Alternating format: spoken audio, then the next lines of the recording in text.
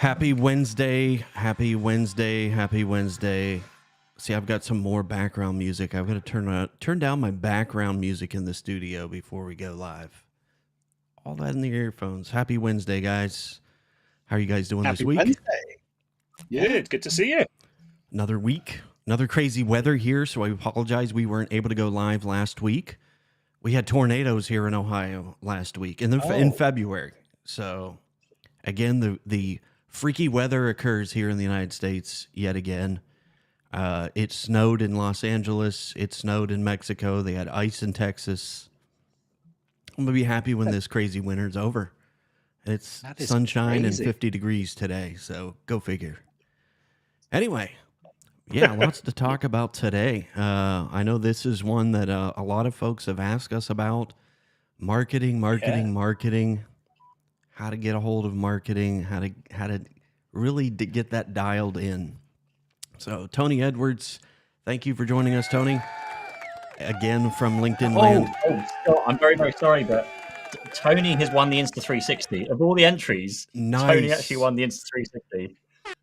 Tony Edwards. Nice. You've made he an shows enemy up and today, he's Tony. winner. You've Winner, made winner, chicken dinner. Look at Scott's face. He's not happy about that. I'm my own one now. That's awesome. But the good news is I can hand deliver it, which is even better. Saves me postage. There you go. There you go. I'm But sensing yeah, we a fit. appreciate the folks tuning in every week. So if you're just joining us and you have questions about this topic, we're going to talk about creative ways to spend $1,000 or £1,000. I don't know what is that equation. You guys let me know. What does $1,000 equate to for you guys? 840 Oh, sorry, 800. Other way around. Yeah. All right. £845 because I had Kaylee doing the maths today. Because we Gotcha. were like putting all our numbers together going, you've got $1,000. That's £845. There you go. So we're going to talk about creative ways to do that as an MSP. This topic came up a few weeks ago, and I thought we would dedicate an entire episode to talking about this. I think it's important. I see a lot of people will spend $2,000, $2,500, $3,000, or $3,000 a month, and get zero results from marketing.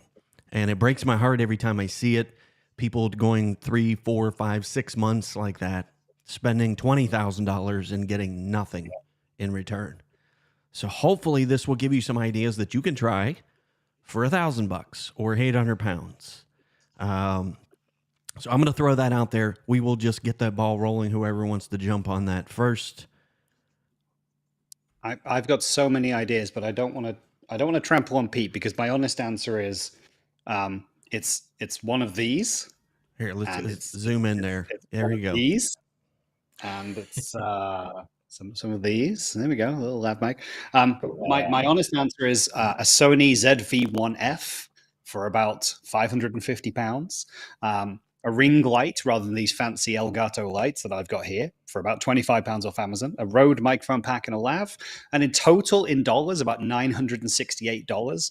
And the reason I say that is that if you start making simple videos, right, like with a camera like this and a basic light and good sound quality microphone, and you start putting that on LinkedIn and you start putting it on YouTube, yes, you might only get 50 views or you might get 100 views. And that doesn't seem like a lot in the grand scheme of, you know, Pete and some of the amazing videos that he gets with hundreds of thousands of views, right? But I can also tell you that we spent just shy of £5,000 sponsoring an event right here in Leeds that was a cybersecurity event where I did a headline speaking slot. And in the audience were maybe 40 or 50 people. And we had some great conversations. It was lovely, but that was a one-time thing that cost us a lot of money, and we didn't generate any leads from it. It was a great opportunity. It sounded like a great opportunity and a good investment of money. But when I compare 5,000 to 1,000, and I make a piece of content that sits on LinkedIn or YouTube, and it's evergreen, it can bring things in. And again, we looked back at our one video around Teams voice calling that we made, and it's 6 minutes long, and it's way over 18 months old now. And we can point to that and show one client that signed up from that, watching that video twice, who's since spent 90,000 with us. So in terms of return on investment for one 6-minute video that we'd forgotten about, if I'm honest, they phoned up and said, "Hey, I watched one of your videos, and you clearly know this stuff better than we do." If you've got 1,000, this is your shopping list right here. There's not a lot to it, right? Make some videos, put the content out there. I know that sounds easy, but I just wanted to get in there first because I know, Pete, I'm sorry if that's trampling on your toes, but I'm sure you're going to say video. No, not at all, actually, because video for me is Oh, wow. I mean, firstly, that's awesome because that just preaches exactly what I've been trying to say to a lot of people for a very long time, that, you know, small investments in doing video and in the gear and stuff can obviously pay off very, very well later down the line as well. And but it's such a hard push for a lot of people because video is like, oh, I hate myself, I hate my voice, I hate what I look like on camera, and like the lighting and like coming up with what to say. Like there's a whole I launched my video marketing masterclass thing last year, and we're just about to relaunch it as like a self-paced thing. But I think for me, for like the first thing I would say for a lot of MSPs, I'd actually go to the website as one of the first things, because some of the websites I see are shocking. Like, and the main problem being stock footage and stock images is like the biggest thing I see. Like, you can spend all the money in the world of like social and media and video and all those kind of things, and then if you have a website that has stock images and even stock videos in some cases where you're just putting a voiceover on top of stock videos, it just kills any form of personality or connection you get with the prospect. And so I think that's like not even spending the 1,000, but spending 100 or 200 on a photographer to come in for a day and get them for a few hours, get them to bring one of those infinity white backdrop things with them so you can stand and all sorts, and they can cut you out from them. But just literally bring you all your staff into that place and just take shots of you wearing a coat or not wearing a coat, wearing a Christmas jumper, wearing Easter bunny ears, or like with a laptop with an iPad, and you can Photoshop some funny things onto it each time, or just holding heavy boxes. I shot a video about this earlier today, but think of every season of the year and think of everything you do in your business, whether that's like delivering projects, answering the phones, winning business, losing business, just everything you're doing, and just try and capture that in a photo. And you can literally get like a decade's worth of photos in that one photo session. Like I still have photos. It feels horribly cringy, but I still see photos of me like 10 years younger with my little blonde stripe I used to have down my hair that's still used in like some of my material, and no one really notices the difference. Maybe that means because I haven't aged that much. It's quite nice. But that all came from spending £100 on a photographer like 10 years ago. So I just don't see why people won't do that. But instead, they'll spend the time and go, okay, we're going to sign for a stock imagery website, or just find something that looks professional. People, the people with with a blowtorch trying to fix a computer, or, all those kind of things that we see from time to time. Just, that's such an easy thing to fix, and just people don't do it. So that's, what my first thing I would say for today is just don't use any stock photography on your website. That's brilliant. We spent £150, I think. So $200, call it, on having a photographer come in, and so all the pictures on our website are us, as handsome and beautiful as we all are, but we're all there, and it's real people, right? And I think you're right. It's a really good point. I often think as well, like, we didn't focus on the website for a long time because we would look at the stats and no one was coming there. So we were like, where can we prioritize getting ourselves in front of people? And that's where we chose to just jump down the LinkedIn route and try and just get as much stuff on there, or YouTube.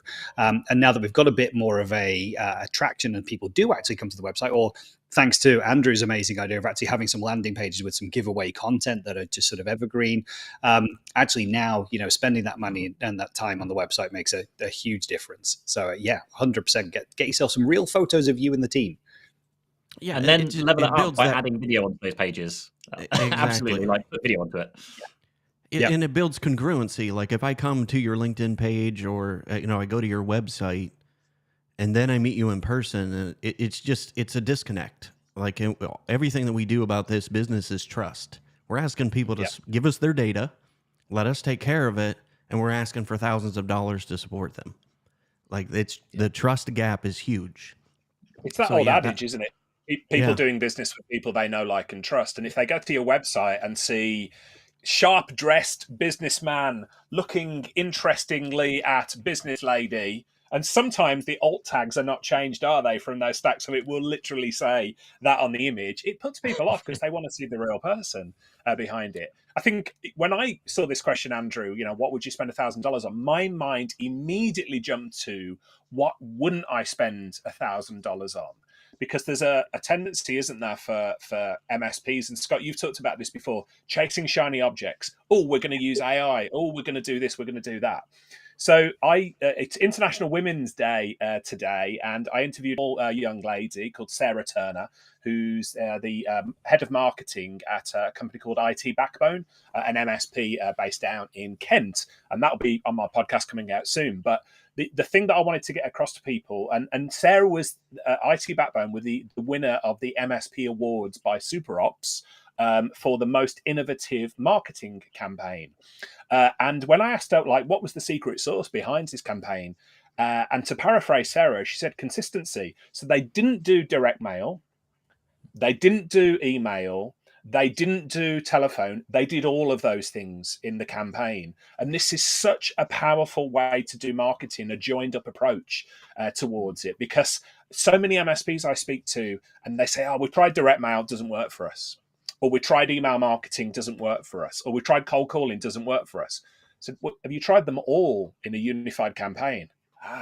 So when it comes to what I'd spend the money on, I would take Sarah's advice there and say, absolutely, you can spend, a bit on each of these, on the tools in each of the different areas, but don't try and do them in isolation because, Emily, I can't remember what the statistics say. In my day, it used to be like 7 touch points before people take you sort of seriously or whatever.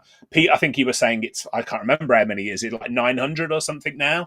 But the point is, you've got to have that joined up approach, haven't you, towards all your different marketing efforts? Yeah. And I know that number sways wildly. Fatima Fowler, who worked for Iconic, which now got bought. I was with her, a decade ago in a peer group, and she was very good about that unified approach, and she tracked it. 27 for her business in her market before somebody would actually take the initiative and reach out. But she had the data. So yeah, it's a wild swing, but yeah, consistency is definitely a part of it. So we'll answer a couple questions here. Sorry to interrupt you, Pete. So I don't get too far. Ben Snyder asked, what Sony was that Scott was using? Ben, this is the Sony Z1. It is about £650 right now, but there is a newer model, which is the Sony Z1F, and it's actually £100 cheaper. So I would recommend you go and get that one. It is much more improved for video logs or vlogging. Sorry, I'll get the term right. And actually just connecting up. It's a lot easier to use. So get yourself a Sony ZV1F. Perfect. Yeah, I've got the ZV1 that I'm using at the moment. Yeah, me too. That's what this is on. We have Scott, two of these. Recommended We've all got them. So, yeah. Yeah, there we go. Yeah, look. Yeah, perfect. Not an I MSP have show heard brought to two. you in conjunction with Sony. Guess what, guys? I have a Canon. Oh, I've got a camera on this side. I'm the rebel in the group. My Camera, wife's a I should say, not photographer, physical. so yeah.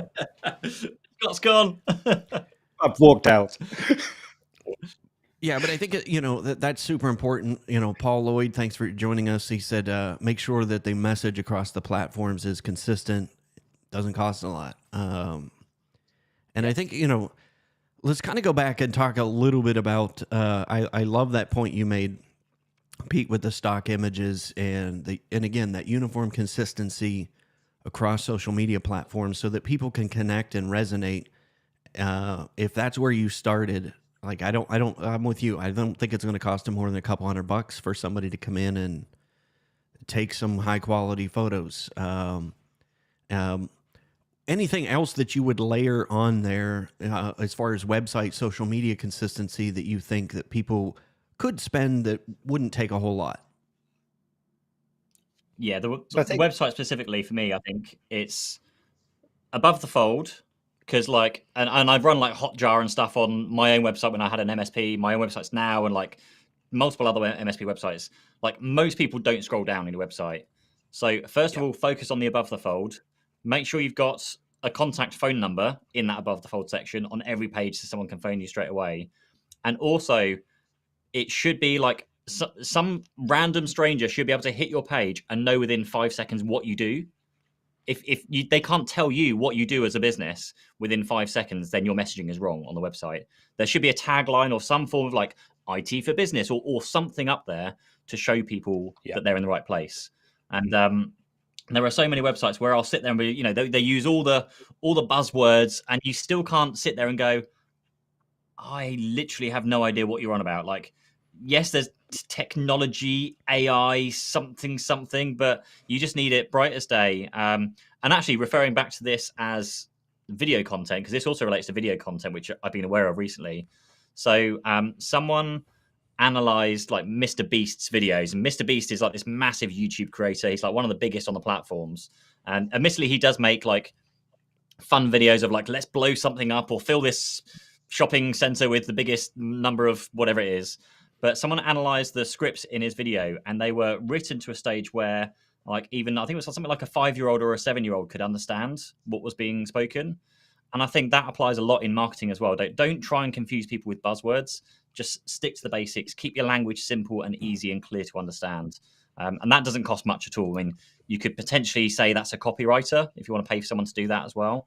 But even then, just trying to save money, you don't have to spend the money. Just spend a bit of time just going through your website, do the test, pull a friend in and see if they can tell you what your website says about you, and then just tweak the text on the website, really. So that's probably my next go-tos for the website. On the subject of the website, sorry, Scott, go ahead. No, you talk. I'm going to eat a biscuit. I'm on a fast day today, people, and Scott's teasing me with his biscotti biscuits that he's doing. So if you hear some rumbling, it's either my teeth gnashing or my stomach going at the same time. But what I was going to say, further to Pete's point, you're absolutely right. So much stuff that you can do for free with a website. But if we're talking about spending $1,000, I would take a portion of that money and I would actually reach out to an MSP website expert, somebody like Mark Copeman. So Mark is a part of the Tech Tribe, and every month he gives away like a website review, but you can buy that service from him, and Mark will come in and he'll record you a video and say, this is what's good, this is what's not good, this is what you need to improve. And it gives you a list of easily, addressable issues that you can deal with on your website. I can't remember how much Mark charges for that, but let's say it's between £150 and £300, something like that. Money well spent from somebody who absolutely understands, what world-class MSP websites look like. So I'd definitely spend the money there. And again, part of my whole MO would be I wouldn't try and work everything out for myself. I would pay experts to come in and give me the information that I needed to absolutely accelerate, fast track to where I needed to be in all aspects of my business, really. Yeah, and I think it's here is where I Go slightly ahead. disagree. I think actually, I slightly disagree with Richard, because I found that It's not allowed, if you go to the expert, oh sorry, it's not allowed. We're not allowed to disagree on it. I would say, and the reason why I disagree is I think if you go to the experts, you'll start spending a lot of money very quickly. And this is like the Scott mentioned last or week before last, like going to the PR experts and you can spend like a couple of grand a month and then it kind of disappears. And you go to a website's a bit different because you need to have someone to build the website and copywriters and those kind of things. But my approach has always been, I think it's better to build it in-house yourself, like particularly with marketing, I would say specifically, because I feel that the younger generation that are coming through with marketing, like who are doing, studying marketing and doing business degrees and those kind of things through college and universities, I feel they have a better grasp and handle on what things are, rather than the old school version, which are just traditional email, direct mail, and the kind of those kind of approaches. They do work, but I feel that you spend a lot of money very quickly. I definitely wouldn't disagree, but where I would do, so Mark, for instance, if you get his website review service, it's an expert coming in and telling you what you need to do. So they're not necessarily going to implement from there. So I'm not talking about paying experts, PR, and everything else, but bringing somebody in who says, based on what you've got here, here's an audit, and here's where you need to go forward. So I think we are in agreement on that. Yeah, no, I agree with that. Yeah. I'll concede. Yeah, and I think a lot of people want to start at like Google Ads and stuff, but they don't realize that like that traffic that you're going to capture has to go back somewhere. And I think your website, whatever the landing page is, because I've seen people spend $2,500 on Google Ads that come back and they land on the homepage of your website, right? And they get nothing for that. You know what I mean? Because then whoever's landing on that has to figure out, am I on the right place? Did I click on the right link? So if I clicked on something that got my attention in cybersecurity and then I land on your website homepage and it says you do tech support, like it's just, yeah. So I think, spending that time there on your website, or even if it's just a landing page, having a quality landing page that you can use if you elevate it at some point to using ads, because that's come up 3 times in the last week about people ask me, is organic traffic on LinkedIn better than ads, running ads? And I think organic is the best way to go, especially for nimble MSPs, because you're going to, it's super expensive. It's much more expensive to have LinkedIn ads than Facebook or Google ads. So you got to make sure that you're telling the right message and that when people click that ad, that you're taking them to some place that's going to answer that question and allow them to take that next step. And I think that's the gap that I see a lot of people missing there. A couple of things I want to mention there. You mentioned, like, obviously people landing on the website. I've seen a very, very clear distinction on the MSPs, which, again, focusing on the above the fold section. If that in the above the fold section, you then take them to the next page you want them to go to. So, for example, a typical browsing kind of tree would be you land on the home page, then you go to the About Us page, then maybe go to your services page, and then go to the Contact Us page. That's been quite a traditional route that I've seen on most websites I look at, but I only see that if in that above the fold section, you're taking that. And I'm not saying use your navigation links at the top. I mean, within the content on that page, you're saying, oh, hey, and by the way, we do this. And there's a hyperlink to the next page that takes them through. That was one thing.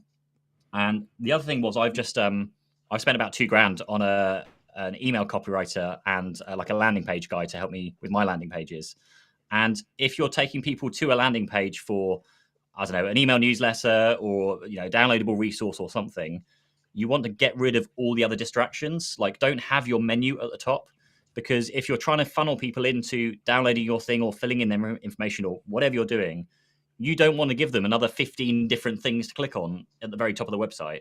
So just focus on, like, my landing pages are literally first name, email address, and that is all they see until they submit the form, and then it will take them back to like the main website or something. But those convert much, much higher than embedding the exact same form, but in your normal web page with all the links and all the other stuff as well. So yeah, just those 2 things I wanted to comment more from recent experience. Good advice. Yeah, and I think for sure, and we've talked about that in past episodes too, if you're going to have a landing page, don't ask people to submit a book to you if with a form. Like first name, How email many staff address. have you got? What's that? Where are you based? What's your company name? How many children have you got? Yeah, exactly. It's like, I don't want to get, how many employees do you have? Like, it's, yeah. So I run into that a lot because I mean, think about it. What happens when you land on a page and you just want to, okay, am I doing these 10 things right with, marketing? I just want that downloadable resource, and you're asking me to give you my biography in a form. Exactly. I'm out. Like, I'm not going to give you all that really information. Intrigued. What about, and I guess Pete and Scott, this is perhaps directed for your businesses as well. What would happen if you didn't have a gate on your lead magnets? Do you give away any content where people can literally just click on a PDF and download it, or get what they need to without having to give you your email address? What's your thoughts on that? So we actually have both strategies, because we do give away content, because I like that is part of building our brand of a team of people who are generous with their information and their knowledge. And so we use that as an encouragement to know, like, and trust us. So there are things that you can get for free. There are guides on maybe conditional access or security risks, or things you can do, actions you can actually take inside 365 to make yourself more secure. And that is, it's not gated. It's just there to be helpful. But what I think is that builds trust in who we are, and the fact that we happily share and give away. And like when we do, like the webinar that we did last week, where it's not salesy, it was just us there saying, hey, what to do if your tenant does get breached. Well, here's 5 key steps. Here's what you should do next. It's not a sales pitch. It's just an opportunity to get out there. But again, it's making best use of that investment that we have in these things to get in front of people and share some value that they then might come to us. But then we do have the alternative where we have gated content. And it's not, I'll be honest, it's not necessarily any more valuable. But it's if we're doing that as part of a targeted follow-up. So, we have a whole process that is, hey, would you like to come to one of our live events? And we'll manually invite them through LinkedIn, because the algorithm's just garbage at the minute. So we'll manually go and message people, hey, you have been interested in one of these before, so do you want to come to another one? We're running one. We'll then put them into 2 piles. Are they coming? Are they not coming? And then we can have a follow-up stream of that, which is, did they come? Did they not come? Well, now we can message them and say, hey, thanks for coming. Here's your link to the recording, and here's the documents that we talked about. If they didn't come, we'll still say, hey, here's a link to the recording, and here's the documents that you missed out on. Come and get them here, and then they can pop their email address in. The reason that's good is obviously you don't get a lot of trackability through LinkedIn events of being able to see people's email addresses and getting their contact information, and therefore, getting them into a funnel that you can follow up with them on. But it's a really nice way to have a follow-up service with them to say, did come, didn't come. And especially the people who said, oh, I really can't make it, but I'd love to see the recording. And those people are really keen. They want to hear more from you. So definitely get them into a list where you're going to follow up with them. Now, that all sounds really like a lot of hard work and heavy lifting to have those follow-up processes. But actually, once you've mapped it all out and you've decided what the communications would be for each type of person, did come, didn't come, what did come, wants to see the recording, needs to get a download, all that kind of stuff, you can then ship that out to a VA team and let them do the follow-up from your account. So it still feels personal. It's not robotic, but they're taking care of all that personal contact and follow-up, and actually getting people into your active campaign or your mailing list, so that you then have them in the right segment with the right tags, and now you can follow up with them. Sorry, that was a long-winded answer to your question. No, that made a lot of sense. The reason I asked the question, and now that Pete's back, people were thinking we'd fell out, Pete, and you just like, he's like, I'm out of here. Yeah, I was speaking to some industry influencers this week, and we were comparing like open rates and things of that nature for like email. And I was shocked actually that how low the open rates were for a lot of people, a lot of vendors and things like that. They can be as low as like 15%, where ours is like up to 40% sometimes, which is not best in class, but it's doing well. The reason I think that's quite good is we don't gate some of the lead magnets. I've seen this before where people will sign up for a lead magnet, never read the lead magnet, They're signed up for your list, and all they're doing is bloating your list, and you have to pay more for your active campaign contacts or whatever. So, cleansing your email list is a good one, but I'm not actually convinced anymore, unless it's a really, really targeted lead magnet, such as here's how you do such and such in Azure or whatever it might be. If it's one of those broad lead magnets, I'm not actually convinced when people sign up, they're actually going to be interested in what you're doing, or indeed read the lead magnet. But I'm intrigued, Pete. What do you think? Do you gate content or not gate content? Oh, this is like a whole thing that flagged up on my my LinkedIn last week. I got told off for gating content, even though obviously I make free freaking videos for like the last 3 years. But hey ho, let's not talk about that. I think like email marketing, email newsletters, and it's become more of a thing for me recently, because I've always had like an email list. I've never really done anything with it. It's always been there. When I remembered to, I'd send like a monthly email, and then I'd sometimes forget and just would kind of get left beside the way. But more recently, I've started sending a weekly email, and more as a check-in with myself. When I send the weekly email, I then screenshot the thing from. So I'm using ConvertKit at the moment, which then says, "Congratulations, your email's about to be sent out to your audience of how many people it is." I just screenshot that and post it onto my LinkedIn. And I kind of like that's a well done me for doing what I said I'd do, and like keep going. And just by doing that, I've added like 30 people to my list in the last month. And like I've not really tried pushing the newsletter any other way. And it's not just that one. Like I still get people liking the like 2 or 3 weeks ago in terms of what those kind of posts. So it's that again, like going back to like the compounding interest kind of thing again. If you keep doing that regularly, people are choosing to sign up, and obviously they're choosing to like digest the information that's in there. My open rates are like 50, 60, 70, 80% on some of my weekly emails I send out. I've never had it drop below 50% in terms of open rates.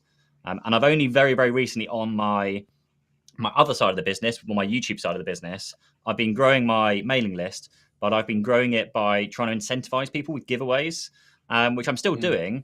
But that attracts a very different audience of people, because they just want the free stuff and they're not interested in what's going on. So I've now been going through a process where I go and cleanse my list and basically say, well, if your open rate, as an individual is below like 50% or 40%, then let's just get you off the list, because you're obviously not interested in what I have to say. And there's other ways of like, if you haven't opened an email within the last 2 months, then I can assume you're bored as well. So let's get rid of you off the list at that stage. So it just... it doesn't fudge your figures. It just means that the people you're talking to are actively engaged and interested.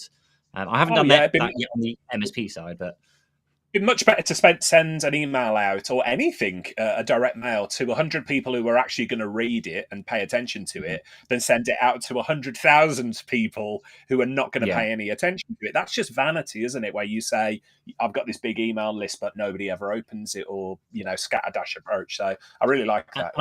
I think there's a lot you can do with that as well, because again, it's something we really didn't do much with my MSP in terms of like, I mean, we could have done a lot better than we did, but something I'm trying to do now is do like list exchanges with people. Not list exchanges, but hey, if I can advertise on your newsletter, then you can advertise on my newsletter, and we can do an exchange. It's a great way of growing your newsletter by giving yourself out to another audience. And I think as MSPs, you can easily do that. Most MSPs probably have an accountancy client or a legal client, or some client which will have a lot of other clients behind it. Certainly a big mailing list as well. So just think of something that's mutually beneficial to both of you. Like, obviously, don't go and say like, "Hey, we can advertise in your list," and it's only beneficial to you and not the other way around. If you can structure it like, I'm more than happy to pay to be in other people's newsletters, but the people I've spoken to so far have just said, "Well, hey, if we can be in yours and you can be in ours, we'll just do that for free." Like that's free marketing. And a great way of growing your list. And again, it then means that people who see that in like their newsletters are then choosing to join your list, because they've kind of hit your landing page, they've read what you're doing. So I think like having, it's one of the things that I put on my video I've just shot today actually. Like it doesn't cost you much other than a bit of time just to sit down and write one weekly email. And when I say a weekly email, I literally mean a couple of paragraphs about a certain topic that week. You don't have to put together a massive newsletter with here's links to this and links to that and like 3 articles, just one simple thing, because that way people will actually digest it and read it. I think we had this with our the printed newsletter we did in our MSP. Our printed version newsletter was 4 double-sided pages, so like 8 pages long. That was like the whole newsletter, and it was super easy. You could like digest it with a coffee and a Kit Kat or something, and you're not flooding people with a 16-page newsletter that you have to kind of thumb through, and people get bored, they don't read it, and then they throw it away and forget where they put it. It's just super easy, really easy digestible content. That's again, it's useful and interesting to whoever's reading it. So for MSPs putting the content out, certainly technology things that are going on, like how AI could improve your business and how you could write blog posts with AI, but also things on how here's a few tips on how you could be saving money, or like the Microsoft 365, like here are 10 things you're already paying for that 365 already does for you for free. Just things like that you could put into an email newsletter every single week and give them like that one little tip every week that they can digest and take away. And Pete, can we have less talk of Kit Kats, please? Because Scott's talking about Scotty, you're talking about Kit Kats. My stomach is rumbling now. Andrew, do you want to join in? Have you got a donut or something there? Dude, I'm gluten-free, so I hate you both. So, yeah, I'm gluten-free because of health. So, yeah, can't eat any of it. Anyway, yeah, we could fight about that. I think, we always think, and again, I did this in my MSP, we think we've got to do something grandiose. We've got to, do this absolutely over-the-top marketing in order to get results. But we're talking about simple things that I skipped for a long time in my MSP. Taking the time to write a simple email news, like that is very low cost. And if you're an MSP and you're in the tech tribe, you have absolutely free a full-fledged CRM tool with Growably. Like the excuses to be able to automate and do things for you are gone. And like I said, that tool is there for you. So we talked about segmenting, lead generation, list building. Those are all things that we don't have an excuse for anymore. The tool's there. You've got a free tool to be able to use. So let's talk up a little bit about. I want to answer. Stephen asked a question. He said, "Would you make the what you do the most prominent text on all the pages, or just the home page? I.e., would you include IT support on a cybersecurity landing page?" So we're coming back to the website a little bit. Thought we would just kind of answer Stephen's For me, question. I did this with our website at the time. That was just obviously got your logo at the very top. Just having a tagline of ours was just literally, I think it was IT support and services. What was it now? IT services for businesses in West Sussex and Hampshire, which is where we were targeting our clients. Just something easy to read like that, because you don't want to then distract from the rest of the content that's on that page. So just a short, sharp tagline like that. I think for me, it's all about having the right landing pages. So I think each landing page should be specific to what the topic is. So if you have a page that's around cybersecurity, you've got to have your hero message at the top, or above the fold, as Pete says. You've got to clearly articulate what the value is that you're bringing, and not just the techie nonsense. I think we always need a lot of clarity around having more calls to action. So I think that's something I've learned, and you see any of these story brand or story brand type websites, it's always big splashy thing here with a short, nice image, short bit of text. Here's a call to action. Here's 1, 2, and 3 things you might want to know. Here's a call to action. Here's a bigger piece of text you might want to know. Here's a call to action. And if you consistently keep doing that, you're giving value. You're telling them what you do. You're showing what you do rather than just telling them a lot of that. And then I think it's always fine at the very, very bottom of the page to go, hey, we also do this, and you will just link to each of your other services. So it might be, cybersecurity, it might be IT support, it might be Wi-Fi installations, because the readers landed on that page because that was the thing they're interested in. If they get to the bottom of the content and there's some other stuff, actually, no, I'm interested in that too. And then that page is focused on, your Wi-Fi surveys or whatever it is, how you take care, putting the best Wi-Fi into, their businesses to make sure that it's always bulletproof. And again, that's what the whole page is about. At the bottom, we also are pretty awesome at this. And then they might just click to one of those. But I think I would, make the subject of that page the most prominent text, make the entire page focused on it. And always specifically, what's the value you're giving, not what's the technical problem that you're solving, and then link to your other stuff at the bottom. I think that's how I like to see things like that in MSP and in tech and in anything else I'm looking for. That's how I expect to see things laid out. And it's, it makes for a really good experience, I think. Let's say we've got 48 minutes into this episode and we've not yet mentioned artificial intelligence. Now, we normally do that within the first 30 seconds of every episode, don't we? But and people are starting to say to me after watching these shows, are you against AI or whatever? I'm like, no, because I'm always like a naysayer, oh, don't get carried away with it and all those sort of things. Absolutely not. Actually, the things Pete and Scott and Andrew are talking about and making sure you got the right copy, this is an area where AI can help. So there's a tool I was reminded of recently by Noah Kagan over at AppSumo, and it's called Hello Scribe. And it does a really good job of, you feed it a bit of information and say, like, I want a landing page about this. And of course, you know, as Scott has just described, good copywriting is a system of sorts. So AI is really good with systems. So it will churn out for you, okay, here's a good headline for you. Here's keywords that you should include and things of that nature. So this is an occasion where I do think I wouldn't rely entirely on what AI as output, but it does give you a really good drive towards making sure your website, your landing pages and other things of that nature are following good copywriting system. Because how many MSP websites have we gone to and they talk about what they want to talk about, not what the customer wants to hear. They don't have call to actions and things of that nature. So there you go. I had to throw it in there, Andrew, the week where Richard actually said AI was a good idea. So. And again, we're talking about the most expensive thing that we've talked about so far. Yeah, has been camera and equipment. I can't remember how much Hello Scribe costs. I'm just going to look it up there, but it's not an expensive tool. So yeah. Yeah, AI is getting baked into everything. ClickUp, Level Up last week. ClickUp 3.0 is coming. It's going to have AI built in.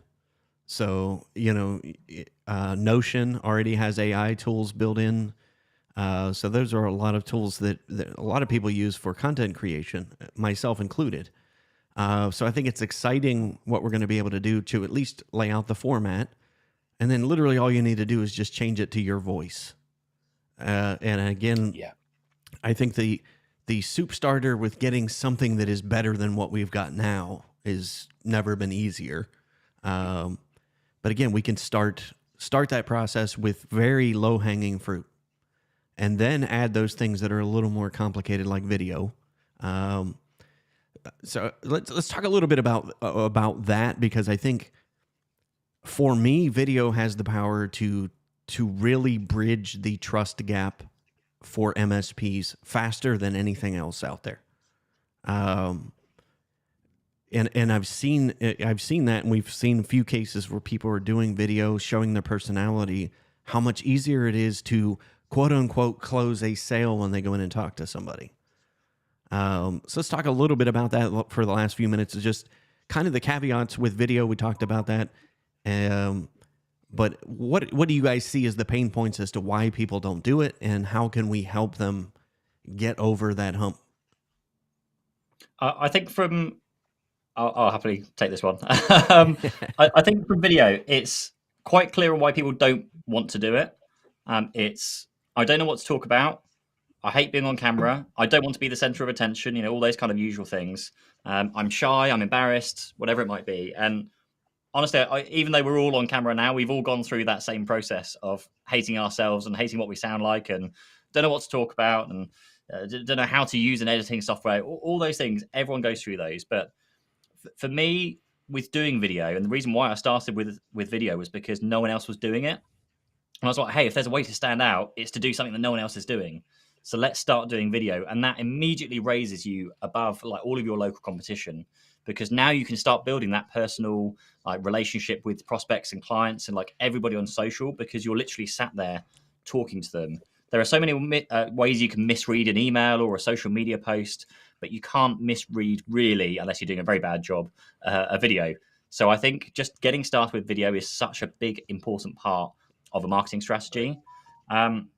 Mirroring Scott's like huge success with that one he's had there. Like I've had some of my clients do Marcus Dempsey, who I haven't spoken to recently. I need to catch up with him, but he made videos. I think it was sometime last year. He hopped onto my like Discord channel and he was like, hey, I've just had 3 new clients this week, and they've all come off the back of a YouTube video that I made exactly like Scott said, like a year ago. And that's 3 brand new clients in 1 week off of an old video. And I think his comment at the time was like, oh, maybe I should probably make some more videos. Like, yeah, maybe you should carry on making some more bloody videos because it's working.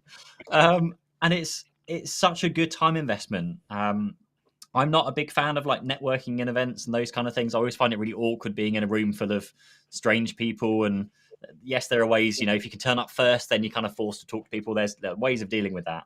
But I just found myself exactly what Scott was saying earlier. My worst performed video on my whole channel was like, I don't know, 400 views or something. And that is like 400 times more than the number of people I would have spoken to at a networking event. So I just think, why spend the 1, 2, 3 hours at a networking event every week, or how often you spend? Why not spend that making a video instead? And you can make a bloody good video with that time, and then invest the time, like the £10 or £20 you spend every week at BNI breakfasts could go towards the lighting and audio and saving up for the camera equipment you need. MDF funding is huge for video and audio and those kind of things. Go to your vendors and ask for £1,000 or £2,000, and they will literally give you the money to buy the stuff you need. And the only thing you have to really do to pay that back to them, I would say, is just bring them on, like include them in what you're doing. So run an event, run a promotion. If you've bought some video gear, then maybe bring them on and make a video together. If you bought some audio podcasting gear, bring them on and do a podcast with them. That's that's essentially an event to them. It doesn't have to be in person. It's just a video or audio podcast instead. So there are plenty of ways of funding it, and there are plenty of ways of getting over the barriers as well. The whole I don't know what to say piece, just it relates to all your marketing you're doing. Just basically you're saying the same thing you're doing in your emails, your newsletters, your website, every time you go to an event, just you're saying the same things just via email instead. One of the things that I've done as part of my video marketing course is I've literally pieced together a year's worth of fully scripted video content, because I don't want people going, I don't know what to talk about, when I've literally got a year's worth of stuff that I previously made and improved on that you can just take and use word for word, or obviously update it and make it in your own language ideally. But that shouldn't be a barrier. Like, I don't know what to talk about. And that's one of the easiest problems to fix. And I probably will presume that everybody here will agree with, once you start coming up with ideas and topics, you kind of don't find an ending. All of a sudden, your list just gets longer and longer and you never run out of ideas. And that is a thing. So just get started and you will find things. I always started with this short list, and I never ever reached the bottom of that short list because other stuff then started coming in of like, oh, there's a news thing that's just happened, or someone's been breached and hacked. Let's talk about that. So you just never end with content. And it's one of the greatest things about making content is there's always plenty of content to make. Yep. Yeah, for sure. Yeah, I need a microphone. I'll do it with my thing. Brandon Moreau said his main problem is getting started with marketing. He's been hesitant on cold emails for the U.S. He said, but I will say about my LinkedIn, he must have taken my course over on the Tech Tribe. His connection acceptance rate and search results have been night and day. Again, you talk about another free tool, way below $1,000. If you're on Sales Navigator, I think it's literally like $100 a month, maybe, here in the U.S. It is the largest self-updating database in the world. And, you talk about, and when you weave in that video content, like when you stick out like a sore thumb, I mean, and that is a good thing. When you're scrolling through LinkedIn content and you see video, it jumps out. Absolutely. I was going to say, just double down on that. Just to getting people started with doing video. I know Nigel's a big fan of this on Tech Tribe, and there's a few other apps, but download an app called Bonjoro, and you can, I think it pays like $30 or $40 a month or something. And you literally I'm trying to open it up without showing any email addresses, but let's have a look. That should be all right. Let's record now. Okay, I'm going to cover it up. Literally, you start it up, and it starts shooting a video, and you can just point it at yourself, and you can just say, hey, thanks for joining my newsletter. Thanks for signing up as a client. Thanks for registering for our webinar or whatever event you're doing. You just want to send a very, very quick and short video message back to them to say thank you.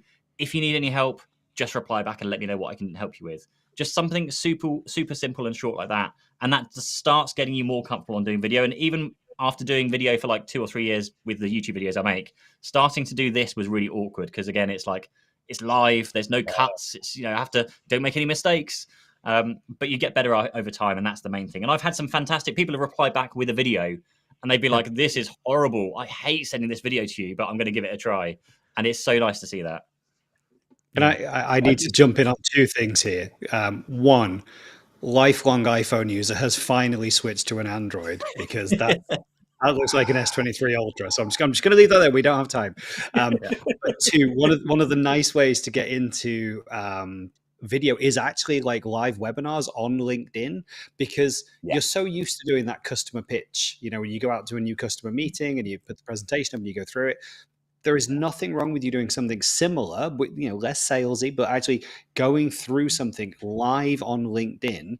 And the forgiveness is there. People don't expect it to be perfect and edited to death, and the audio might go in and out, and it might not be 100%, but people have that expectation with a webinar that's not always going to be perfect. I mean, the glossier you can make it, amazing. I mean, look at what Andrew produces every week with this show, but it doesn't have to be this level to start with. But again, you're standing out head and shoulders above the other people who aren't doing video. You're taking the pressure off yourself to be perfect and get your lines perfect. And you're comfortably talking about something that you know inside and out anyway. It's that pitch that you do, or it's that product that you do, or that service, or the way you help. You might even at some point choose to do just a quick video interview with a client as a case to say, hey, how did we help you? What were the three things that, the three problems that we really solved when we worked together to help your business? Super powerful, because suddenly you've got another person saying how awesome you are and being an advocate for you in front of everyone else. That's always a really cool thing to do.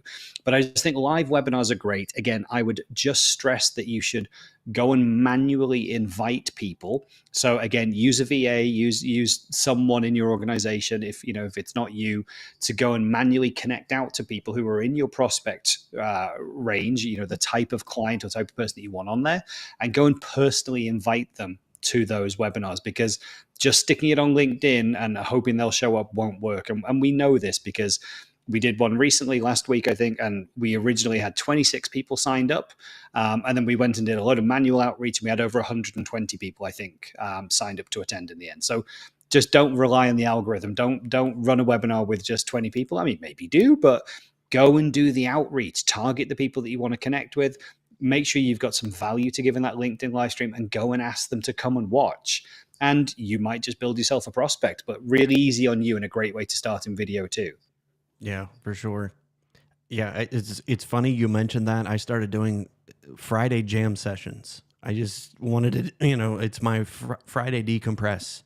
I play house music. I get on there, and all I do is answer questions that people have, or questions that I've got during the week. And that's it. What's interesting with that, I've not gone live twice on a Friday, and I've gotten messages. People were like, "Hey, I missed the Friday jam session." I've got people that will watch it on Saturday mornings. They'll watch Friday's replay. And I've gotten 2 customers over the last month. I do no selling on that at all. It's literally all I do is just get on there, answer questions about setup, gear, ClickUp, like whatever and ever. But it's that simple format it's fun and engaging. And like I said, I just started with an idea let's just see where this goes. Like, that is by far the most engagement that I have on live streams. So we're going to keep doing it. But that simple format, like, I don't script it. I just get on there, interact with people, and you're like, okay, who cares? Nobody's on there when we start. I start answering questions and showing people how to do things. And then when people join, you can keep the conversation going just like we're doing here. Brandon said, yep, thank you, Scott. I may just take the leap. But again, Pete touched on that. If you want to do something that nobody else is doing, that is it. And again, I don't foresee the pool being full anytime soon with people doing video. No, I think and Brandon, if you do, send me a link. I want to see. Definitely do it, mate. It's been game changing for our business. Yeah. One I've heard a few times of the I don't want to be like the face of the company. Like I don't want to be the one that's like promoting things, and it really confuses me. And I'm just like, what? So you don't want to build a personal relationship with your prospects and clients, is what I hear. There's no other way I can think of it, because I've seen through the YouTube world, the channels that have different people appearing every single week, or they're a faceless channel, you don't build any form of relationship with those channels. So I think as an IT business, and you're trying to build, like, certainly most IT and MSPs are like very local. They try and build up a local, connection, and all their clients are mostly quite local as well.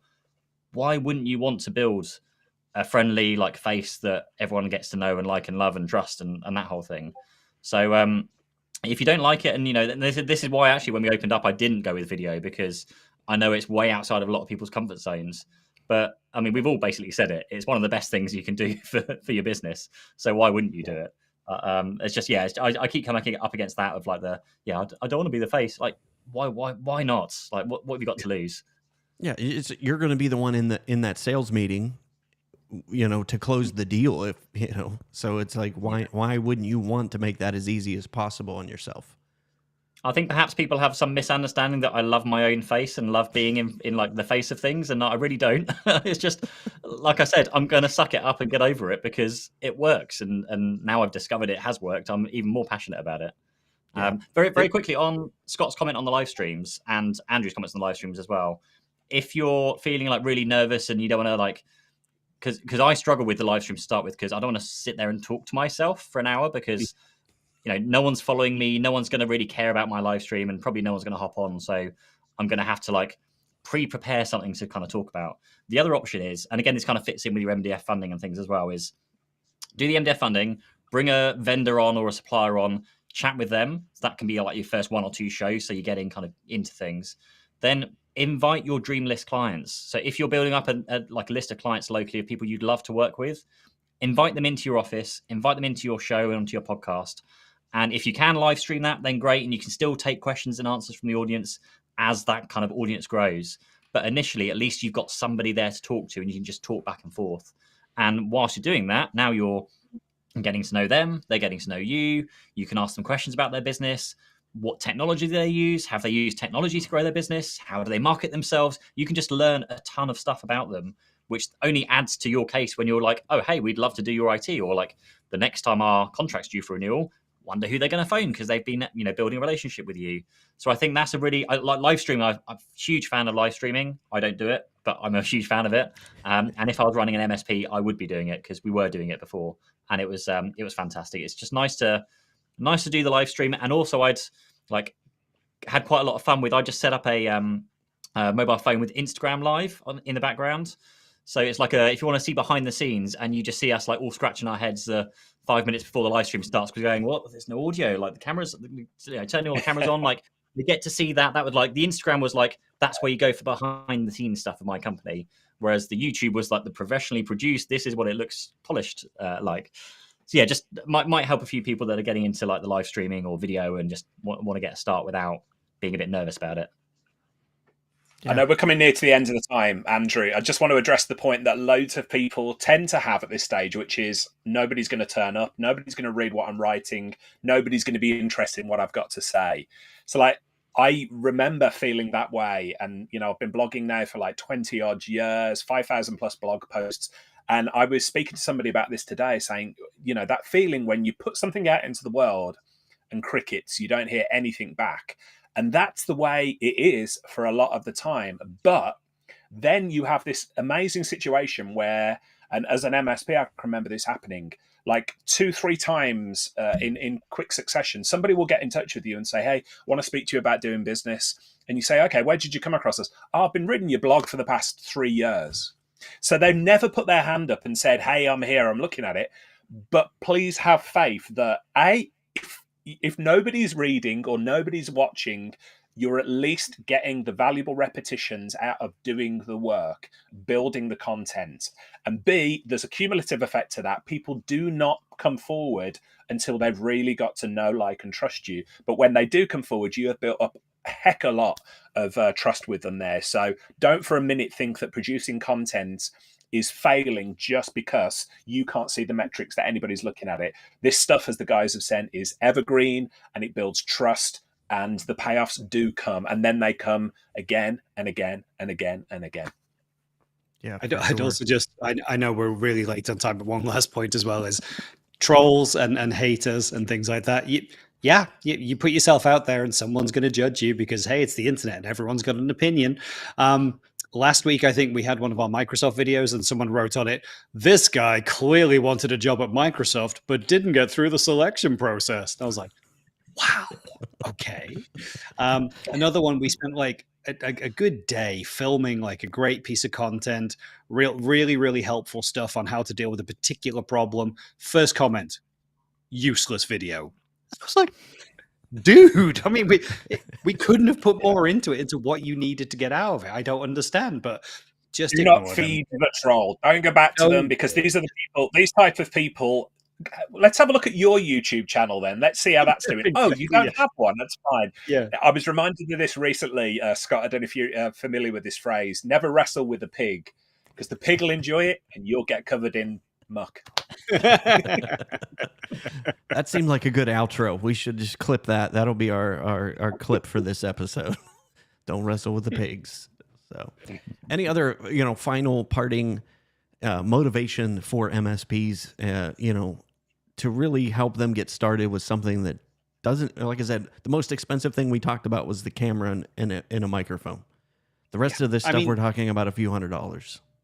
Literally use the resources that are in front of you. Like we talk about Tech Tribe so much. This is our Cyber Essentials security brochure for business owners.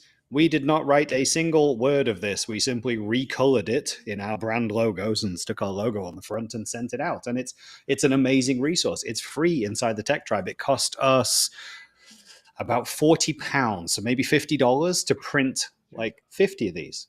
And this is really high quality like material. People see these and they're like, oh my God, that's amazing.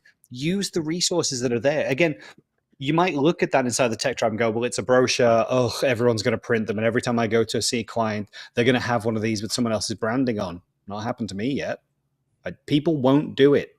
That's the thing. They won't do it. They'll look at it. They'll go, that's a great resource. Oh, I bet everyone's doing it. And then nobody does. We have. It's a great resource. Use what's right in front of you. Any other? I would spend $1,000 on hiring an Airbnb in a beautiful part of the world. I would go there with a ton of books, and I would watch Pete's videos. I'd watch Scott's videos. I'd watch Andrew's videos. I'd watch Carl Palachuk's videos. I'd watch Nigel Moore's videos. I'd read books, and you'd get more value. Don't forget Andrew Moon's videos. I said Andrew Moon's videos. But you get more value at that. It is not shortage of info that is holding MSPs back at this stage. It's shortage of time to absolutely absorb it and then implement it afterwards. So do yourself a favor, go and listen to these very smart people and read the books, follow the videos. It's all there for you.